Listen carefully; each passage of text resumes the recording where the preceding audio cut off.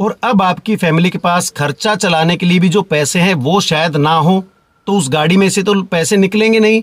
Hello दोस्तों, welcome to DSD cars. और भाई आज के वीडियो में बात करेंगे कि क्या कैश गाड़ी लेना या फिर लोन पे गाड़ी लेना, इन दोनों में से कौन सा समझदारी का काम है। क्योंकि हर चीज का अच्छा या बुरा पहलू जरूर होता है और इस चीज का भी अच्छा और बुरा दोनों ही पहलू हैं कि आप कैश में गाड़ी लेते हैं या फिर लोन पे गाड़ी लेते हैं। तो आज के वीडियो में यही सारी बातें कवर करेंगे कि कैश पे गाड़ी लेने में क्या फायदा है, क्या नुकसान है, या फिर लोन पे गाड़ी लेने में क्या फायदा है, क्या नुकसान है, और कौन सा ऑप्शन आपके लिए ज्यादा बेटर साबित हो सकता है, आपके लिए, आपकी फैमिली के लिए और आने वाले फ्यूचर के लिए। तो ये वीडियो एंड तक प्लीज देख लेना। और उन लोगों की भाई मैं इस वीडियो में बात नहीं करूंगा जिनका कि बजट काफी ज्यादा है, 50 लाख रुपए पड़े यार, उसमें से 10 लाख की गाड़ी ले भी ली, कैश में भी ले ली, तो कोई फर्क उन पे नहीं पड़ेगा। मैं सिर्फ उन लोगों की बात कर रहा हूं जो कि मिडिल क्लास से आते हैं और जोड़ तोड़ करके गाड़ी का बजट बनाते हैं। क्योंकि सपने हर आदमी देखता है और उसको पूरा करने की तरफ जो कदम है वो अगर आदमी नहीं उठाता है तो फिर सपने देखने का क्या फायदा है। सपने देखने का और उनको पूरा करने का जो हक है वो हर आदमी को है, और उस तरफ मेहनत करते रहिए, कदम बढ़ाते रहिए।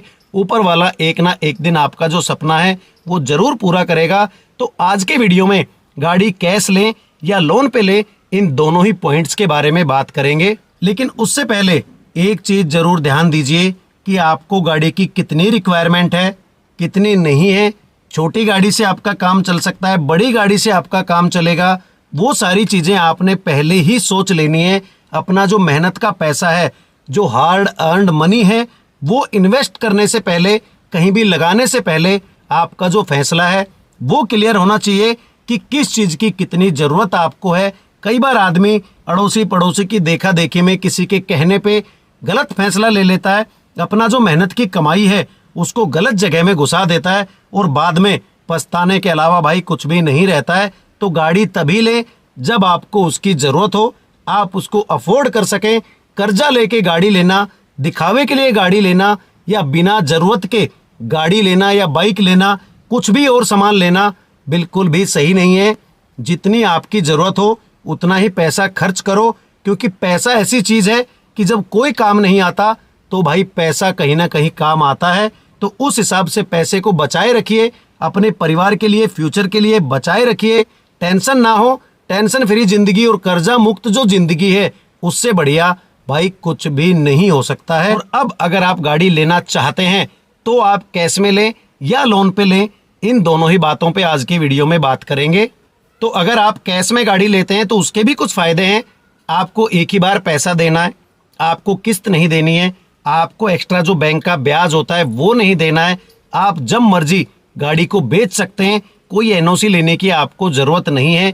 ये सारे फायदे आपको कैश गाड़ी लेने में डायरेक्ट हैंड टू हैंड मिलते हैं। लेकिन कैश पे गाड़ी लेने में कई सारे रिस्क भी आप ले रहे हैं। तो कैश में अगर आप गाड़ी लेते हैं यानी कि अपनी जो जमा पूंजी है वो आपने सारी की सारी लगा दी है अपनी गाड़ी पे। अब अगर कोई भी इमरजेंसी हुई कि आपको पैसे की जरूरत पड़ी तो फिर आप भाई पैसे कहां से लाएंगे। आपको या आपकी फैमिली को किसी भी तरह की कोई भी इमरजेंसी पड़ सकती है, वो किसी के साथ भी कभी भी हो सकता है, उसमें कुछ भी कोई भी नहीं कह सकता है। तो उस समय आप पैसे कहां से लाएंगे?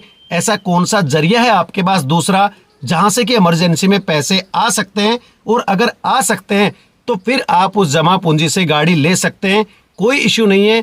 लेकिन अगर इमरजेंसी में कहीं से भी पैसा आने का कोई रास्ता नहीं है, आदमी को कुछ हो जाता है, अनहोनी हो जाती है, उसकी डेथ हो जाती है, तो उसकी फैमिली का रखवाला कौन है भाई? सारी जो जमा पूंजी थी वो आपने दे दी और अब फैमिली के पास खर्चा चलाने के लिए भी जो पैसे हैं वो शायद ना हो, तो उस गाड़ी में से तो पैसे निकलेंगे नहीं। या एकदम से उस गाड़ी को बेचना भी चाहेंगे तो भी हो सकता है वो ना बिके, या फिर अगर बिकेगी तो औने पौने दाम में आपको गाड़ी को बेचना पड़ेगा। तो ये आपके लिए एक बड़ा इश्यू साबित हो सकता है। उसके बाद आते हैं अगले पॉइंट पे कि अगर आप लोन पे गाड़ी लेते हैं तो उसके क्या अच्छे या बुरे पॉइंट्स हो सकते हैं। तो अब उसके बारे में बात कर लेते हैं। दूसरा, अगर हमने लोन पे गाड़ी ली है और हमने अपनी जमा पूंजी नहीं दी है तो इमरजेंसी में कभी भी जब भी हमें या हमारी फैमिली को जरूरत पड़ती है तो हम उस पैसे को यूज कर सकते हैं। और अगर हमने लोन लिया हुआ है और अपनी जमा पूंजी अपने पास जमा हो रखी है तो उसको आप भाई एफडी में रख सकते हैं।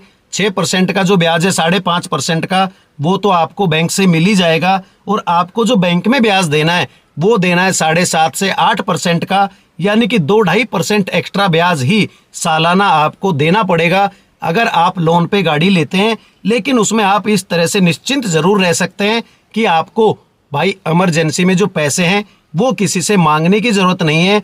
अगर आपने एफडी भी करा रखी है तो वो भी आपका दिल चाहे तब आप तोड़ सकते हैं और इमरजेंसी में उस पैसे को यूज में ले सकते हैं। उसके बाद एक और सबसे खास फीचर है लोन पे गाड़ी लेने का कि अगर आप किसी बैंक से लोन लेते हैं तो आपसे हमेशा पूछा जाता है कि क्या आप इस लोन का इंश्योरेंस कराना चाहते हैं, जो कि मेरे ख्याल से 9 या 10 हज़ार की बात है। और वो 9-10 हज़ार रुपए आपके 5 साल या 3 साल या 7 साल के जो लोन टेनर है उसमें बट के थोड़ा थोड़ा 200-300 रुपए के हिसाब से आपकी किस्तों में ऐड हो जाते हैं। और उसका इतना बड़ा फायदा आपको होता है जो आप सोच भी नहीं सकते कि भगवान ना करे कोई अनहोनी हो जाए, डेथ हो जाए, तो फैमिली में से किसी को भी किस्त भरने की जरूरत नहीं पड़ती है। बैंक अपने आप उस लोन को क्लियर करेगा और आपकी गाड़ी भी आपकी फैमिली के पास रह जाएगी।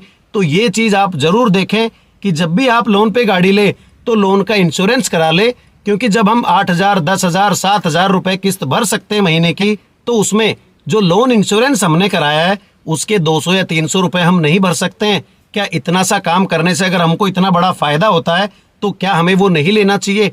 भाई मेरे हिसाब से तो बिल्कुल लेना चाहिए। लेकिन लोन पे भी आप गाड़ी लेते हैं तो उसके भी एक आध बुरे पॉइंट्स आते हैं जरूर। यानी कि अगर आपने 5 साल का मान लीजिए लोन लिया हुआ है और वो लोन आपने पे नहीं किया अभी तक भी, 4.5 साल हो गए, 4 साल हो गए, फिर भी आप उस गाड़ी को नहीं बेच सकते हैं, यानी कि वो गाड़ी किसी और के नाम पे ट्रांसफर नहीं हो सकती है, या तो आपका लोन ट्रांसफर होगा साथ में, नहीं तो जब आप लोन पूरा कर देंगे तभी आप उस गाड़ी को बेच सकते हैं, किसी और के नाम पे ट्रांसफर करा सकते हैं। दूसरा जो ब्याज है वो भाई आपको जरूर देना पड़ेगा, क्योंकि कोई भी बैंक अगर अपने पैसे आपको देगा, आपकी गाड़ी खरीदने में मदद करेगा, तो वो भाई कुछ ना कुछ तो लेगा। तो ये दो जो पॉइंट्स हैं ये कौन से हैं, ये आपको लोन की गाड़ी में देखने को मिलते हैं। लेकिन जब अच्छाइयाँ ज़्यादा हो और कौन्स कम हो तो हमें वो काम कर लेना चाहिए, वो काम अच्छा ही माना जाता है। लेकिन अगर बुराइयाँ ज़्यादा हो और अच्छाई कम हो तो फिर उस काम को हमें नहीं करना चाहिए, क्योंकि वो काम शायद कहीं ना कहीं बुरा माना जाता है। तो मेरी एडवाइस यही है आप लोगों को कि लोन पे गाड़ी लीजिए, वो आपके लिए बेस्ट ऑप्शन साबित हो सकता है। क्योंकि अनहोनी कब हो जाए, किसके साथ हो जाए, आपके साथ, मेरे साथ, किसी के साथ भी हो सकती है, वो कोई नहीं कह सकता है। लोन पे गाड़ी लीजिए और लोन का जो इंश्योरेंस है वो जरूर से जरूर आप कराइए, तो आपको काफी ज्यादा बेनिफिट यहाँ पे हो सकता है।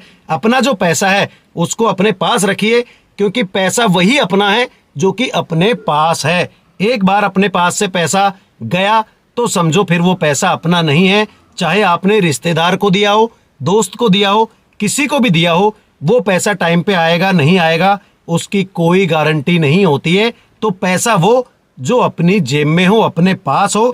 तो मेरी राय में लोन पे गाड़ी लीजिए और भाई मजे से अपनी गाड़ी का एंजॉय कीजिए, सपने देखिए और उनको पूरी करने की राह में भाई कदम बढ़ाते रहिए, मेहनत करते रहिए। ऊपर वाला कभी ना कभी आपकी बात जरूर सुनेगा और आपके जो सपने हैं वो भाई जरूर पूरे होंगे। तो यही था आज का वीडियो। अगर वीडियो अच्छा लगा हो तो प्लीज चैनल को सब्सक्राइब कर देना और मुझे अपना सपोर्ट देते रहना। वीडियो को एंड तक देखने के लिए थैंक यू दोस्तों।